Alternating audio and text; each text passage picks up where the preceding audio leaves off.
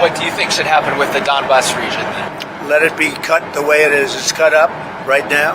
I think 78% of the land is already taken by Russia. You leave it the way it is right now. They can negotiate something later on down the line.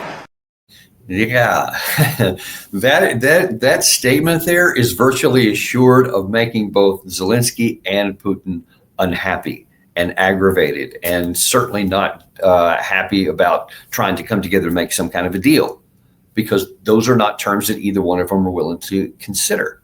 I mean, let's first of all take a look at Zelensky. Zelensky does not want to give up the Donbas area. He does not want to give up anything. He still wants to cling to this fiction that they can somehow win some sort of a victory. Now, remember, it was just a month or so ago that President Trump said, "Oh, I have just discovered it turns out that the Ukraine can go back to their 1991 borders and take all that land back, and who knows, maybe a little bit more." Just kind of throwing, more oil into the bucket and just stirring things up, etc. Didn't make anyone very happy. And of course, no one believed it. Everyone understood, and I mean everyone on all sides of this understood that was a bizarre thing, because there's no possibility for that. The Ukraine side is not even going to avoid being beaten and is still being driven back, however methodically and slowly, backwards. So the idea that somehow you can go forward without the manpower, the industrial capacity, and thousands upon thousands of armored vehicles and millions of rounds of various kinds of ammunition that don't exist. No one's even talking about bringing them on there. So the whole thing was just a curious offer that no one took it seriously whatsoever. And yet Trump keeps going down the road, hoping that that's going to shake things up, that those words are going to make a difference, especially on the Russian side. Like almost as though he thought maybe they'll believe that's true. And now then they'll listen to me and come up with a deal. Well, we know how that turned out. Didn't work that way at all, nor was it ever going to. But going back to Zelensky, he wants something that's more realistic. He doesn't just want to talk about stuff. He wants stuff. And he wanted the Tomahawk cruise missile. He certainly wants a whole lot more equipment and ammunition from the West writ large, a lot of Europe. He would love to get more air defense interceptor missiles. I mean, he wants all of this a big group of things so that he doesn't have to give up anything else. And he most assuredly does not want to give up NATO potential membership. Doesn't want to have any kind of demilitarization, obviously doesn't want denazification, because that would mean he would be out of office, he and most of his power structures. So he wants none of those things on the table. So he's not going to agree to just stop fighting where we're at there. That's not in his interest. That's not what he wants to do, because then that would solidify all the loss. Even from Zelensky's position, that's actually a bad deal, because that would cement in his losses that he knows he would never get back. And I don't think that any of his people would be happy with that. I don't think there's many people in his power inner circle that would be happy if he even stopped fighting, whether he had a chance to win or not. There's many reports that that's part of the drive behind him, is that if he agrees to any kind of a ceasefire deal or any kind of a stoppage of the war, that it could be a literal death sentence for him, because there would be people so angry at him inside for willing to do that. I don't have any personal information on that. All I can tell you is what's being reported. And I can tell you that when we see his actions, it's a plausible outcome and a plausible power pressure. But that's not the only one. The other side is on the Russian side. And I don't have to convey to you what the Russians think, because Sergey Lavrov did that for us. Стало звучать из Вашингтона, что надо немедленно остановиться, не надо ничего больше обсуждать, остановиться, а там пускай история рассудит. Ну, понимаете, если просто остановиться, это означает забыть про первопричины этого конфликта, который американская администрация с приходом к власти Дональда Трампа четко понимала и озвучивала это понимание. Я имею в виду обеспечение внеблокового, нейтрального, безъядерного статуса Украины, что предполагает отказ от каких-либо попыток втягивать ее в НАТО. И я имею в виду прекращение фактического геноцида русского и русскоязычного населения. You know, I could have chosen Sergey Lavrov side from 2022. I could have had another one from 2023, 2024, or even earlier this year. There's so many of them. or President Putin himself from June 2024. There's so many that could have sent because they all run together because they're always the same. Denazification, demilitarization, the territory that Russia has already annexed, and of course, no NATO. All those things are the case. And as especially in the last year or so, it always comes back to, and President Putin, I think the first time he mentioned this was during that interview with Tucker Carlson when he went to Moscow less than a year or so into the war, when he said root causes. We have to get to the root causes. This is not going to be over unless we address what led to the war in the first place from the Russian side, the side that has the power, the side that has the nuclear weapons arsenal. So Russia is very clearly telling you until we get those issues settled, the war's not going to end. I'm not even going to contemplate just putting my guns down and everybody going back to mama. I mean, I don't understand why anybody thinks that was ever going to have any positive outcome. But that's what people have. Now, with what's happened so far in the last 24 hours or so, the last 12 hours, is that Zelensky is probably encouraged because he saw Trump yesterday saying, oh, well, I'm not going to go on some meeting if it's going to waste my time. One wonders what he thought it would have been when he first made the offer. No, nothing on the Russian side has changed in that, but I guess he heard some of the reaction from the Russian side and now doesn't want to make another Alaska meeting where you make this big pomp and circumstances and then literally come away with nothing, that nothing has changed before, during, or after, which should have occurred to him regardless of what he heard anything from Russia, because it never changes. But yet that's what it was. That's going to, though, make Zelensky happy. And so Zelensky wants to continue fighting. And so what he has to do, first of all, is lay the foundation for fiction that, hey, don't worry about the front line and stuff moving to the west and our slow, methodical defeat. We got that solved. The situation at the front, in particular in the Pokrovskaya sector and neighboring areas, as well as Kupiansk, the border areas of the Kharkiv and Sumy regions and the Zaporizhzhia region. We are maintaining control of the situation. And I am grateful to every one of our units for their resilience.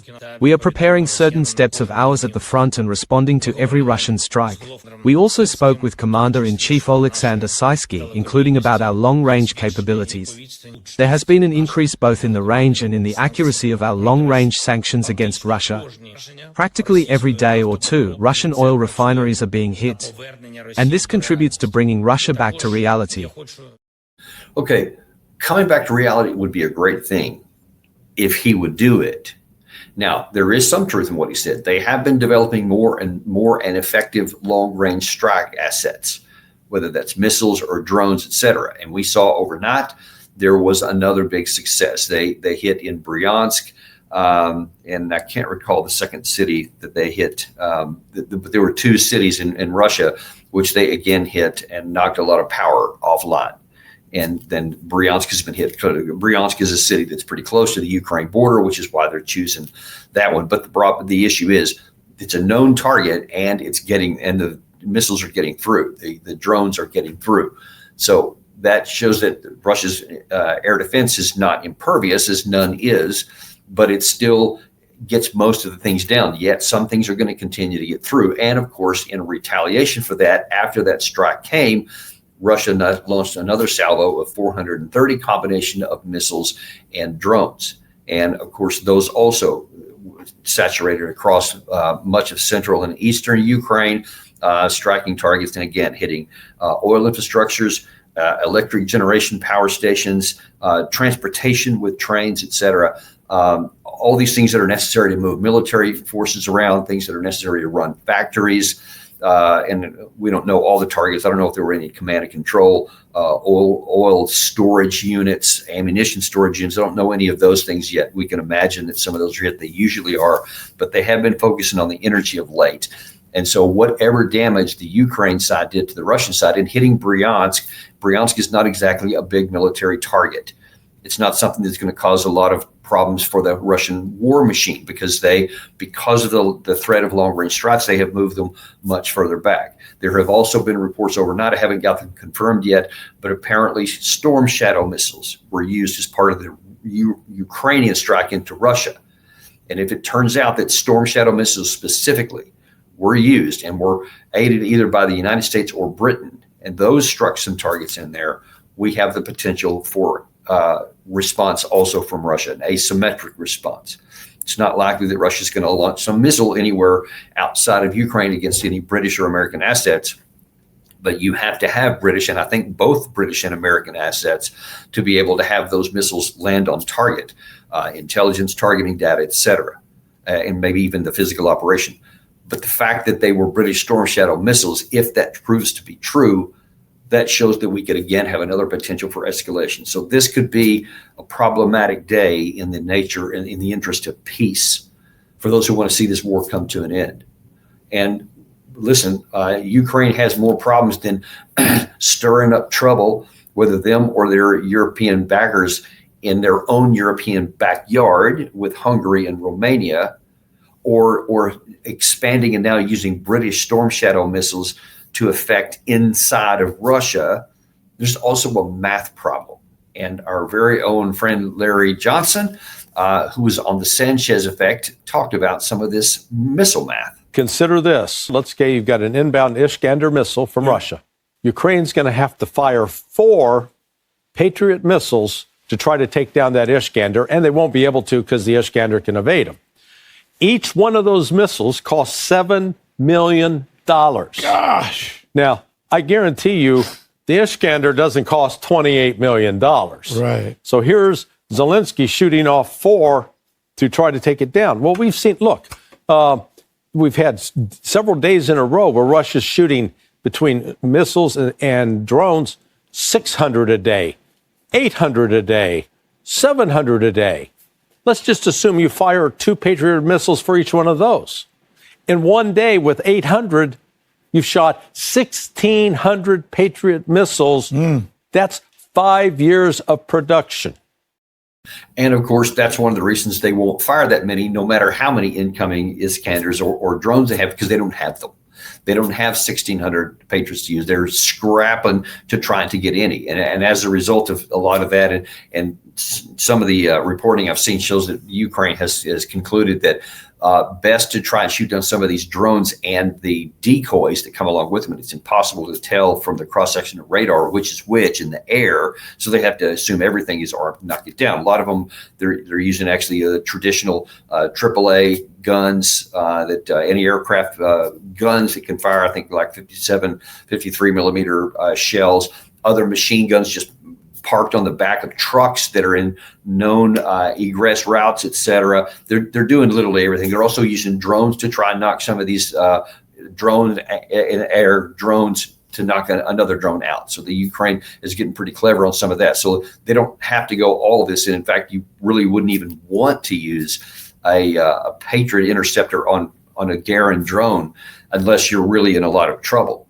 But those hypersonics that Larry was talking about, especially, he's probably right on that. That math just doesn't work, because even if you fired 4, you're probably not going to hit it. And you can't keep doing that because you just don't have them.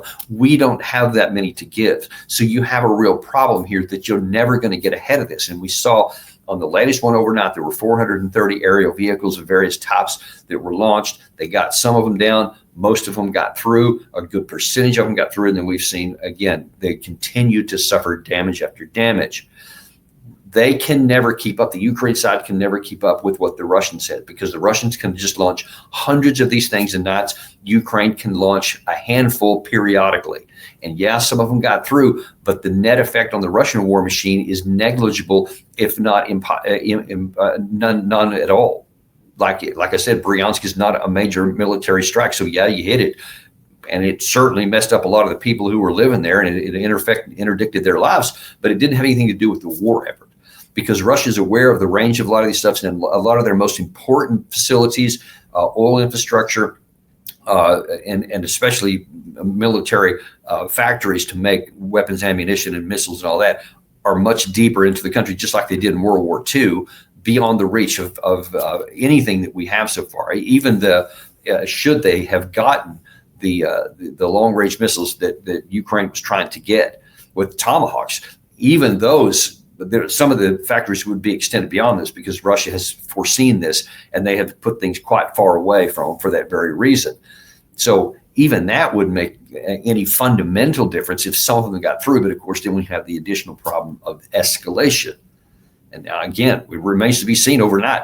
If this report about the storm shadow turns out to be true, we could see an escalation, probably in an asymmetrical thing there. Everything goes against us trying to get this war to an end because of our actions. Russia has been very clear. A lot of these statements, especially coming out of the European Union in the last few days, they keep saying, well, we need all this pressure, economic pressure, military pressure, to bring Russia back to the table.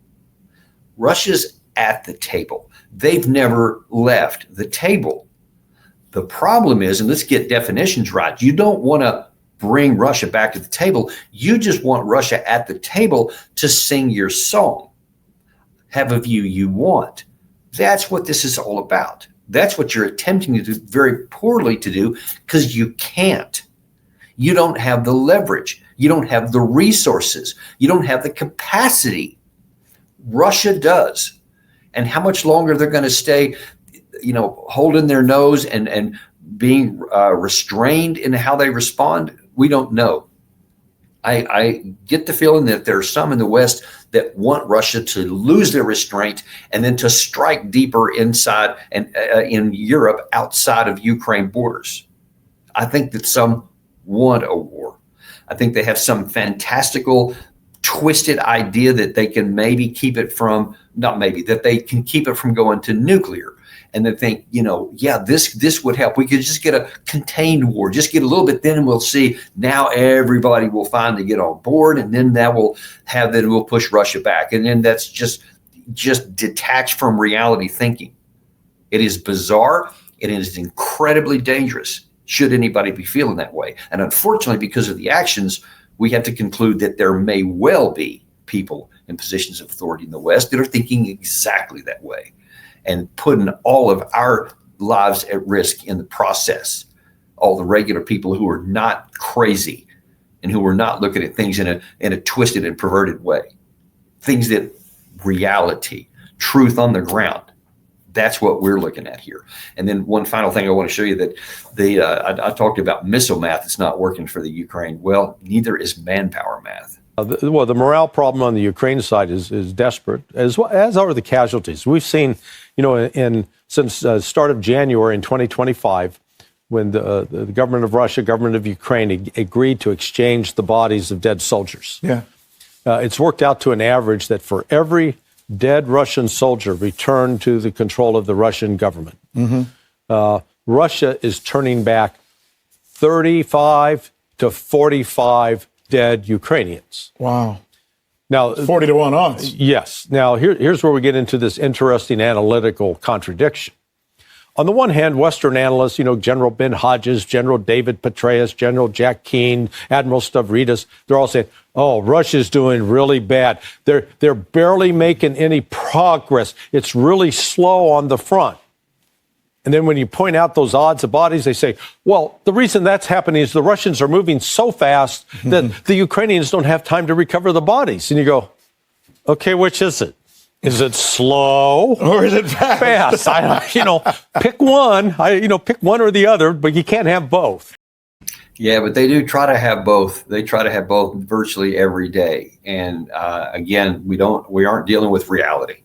We aren't dealing with the truth on the ground. We're dealing with preferences and what we would like to be true, no matter how many Ukrainian bodies keep piling up, because we seem unconcerned about that. And now it seems that we're unconcerned about oil refineries in our own allied countries being blown up. I mean, so far this morning, this has just happened overnight, so we'll see what kind of reactions come later. But at least initially, I haven't seen any kind of emergency meetings that will need to be convened, that the United States is very alarmed about this development. Nothing at all. I mean, there should be a lot of diplomatic activity going on that focused on the West, of saying, we ain't doing this. I don't know who did this, but you damn sure better stop, like right now. We are not going to be eating our own here, because that, even if you don't do it because it's morally right, you can do it because that will shatter any kind of unity you have and drive people further and further apart and more fragmentation. And that would only help your adversary, because I assure you, they are very, very cohesive formed. Now, obviously, it's just one country. They don't have to worry about any kind of allies here. That's what we should be doing, but it's not what we're doing, at least not what I've seen so far. I even wonder if Trump's going to pay any attention. But then the question is going to be, where is this going to go then? Because if now that this meeting is off the table, because at least the Sergey Lavrov, Marco Rubio meeting was supposed to happen, at least was penciled in on the 30th of October. Now, it doesn't look like even that's going to happen. And of course, if that doesn't happen, then there's definitely not going to be a meeting in Budapest between Putin and Trump. And there shouldn't be one unless there's something to agree on. And I saw earlier this morning a statement from Kremlin spokesman who said, there's no point in having these meetings unless we first have done the hard diplomatic work behind the scenes about agreeing what's going to be agreed to. That used to just be like diplomacy 101. I mean, everyone understood that. That's just the entry point. Of course, you're going to have low-level delegations that work together behind the scenes, out of the spotlight, no cameras, no microphones, and to say, all right, where are we going to go here? What can we work on? And then if they can come to some that's just even close, then they can bring the principals in and they can maybe close the deal. Then we got a shot at something. But when you don't even have these conversations here, and of course, President Trump is infamously not worried about details. Well, look, that can work, man. That can work if you're talking about the United States and I want a ballroom. I'm going to get a ballroom and I'm going to bring a tractor in and just start tearing the building apart. Hypothetically, of course. You can do that because you own the territory. You can just give an order and they're going to get it done. You can just give an order to your ICE and tell them they're going to go into one city or another. You can give an order to your National Guard. You can just order them to go there and they're going to go because that's how the system is set up. However much people might not like it, that is the system. And for the most part, he's operating within his constitutional restraints. Other places he's not. But even that, though, is in the country here. And as long as people obey that, then it can work out. None of that applies outside of our border. Once you get overseas and you're talking about another sovereign country, Russia, they will not do what they are told.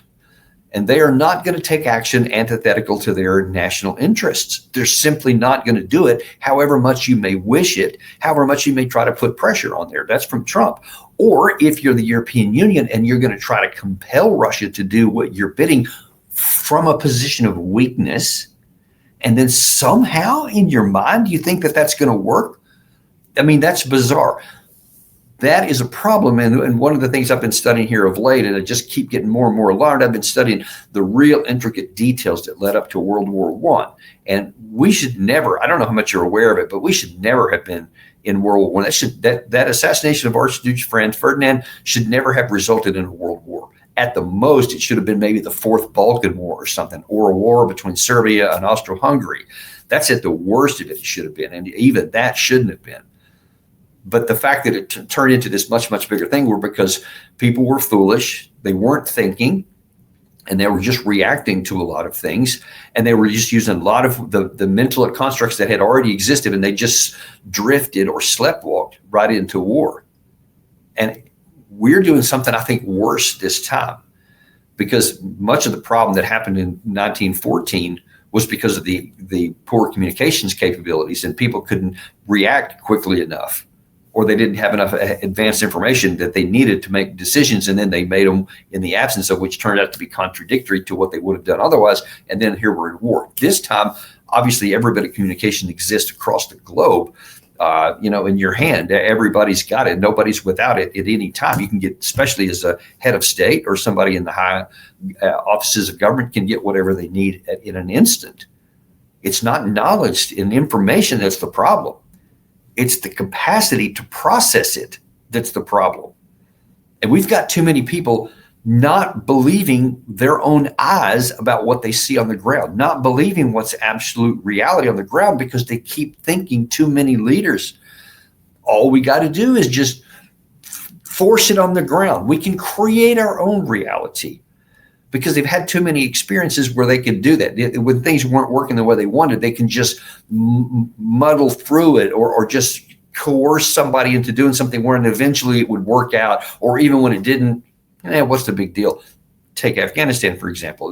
That was a complete disaster strategically. But I mean, other than embarrassment and some bad TV and some bad political fodder back and forth between the two sides here since 2021, the world didn't fall apart. Our national security wasn't impacted. Hardly anybody in America even knew about it. That's the danger of having a disaster like this, where you try to, for 20 years, both parties in the United States continued to pretend everything was going good. Every time they were in charge, oh, things are working now. So those other guys, until the other guys got in, and then they said the same things, and it was never true. And you get this mentality in that you can just massage this with words until you get what you want. And then if it doesn't work out, wash your hands and move on. That's just how it works. And with something like the Taliban, who can't do anything about it anyway, you can muddle through that and not have any real consequence. But you have now formed this mental construct in this pattern that can't distinguish between the ones that don't work or can't work and the ones that could end in catastrophe. And that is one of the things I worry about, is the entire Western leadership elite right now, primarily, with a few exceptions. Thankfully, there are some, but for the majority of them, they're not able to disentangle themselves from these bad processes that they've developed over years. And now you come up with this immovable object in the Russians that aren't going to be the Taliban.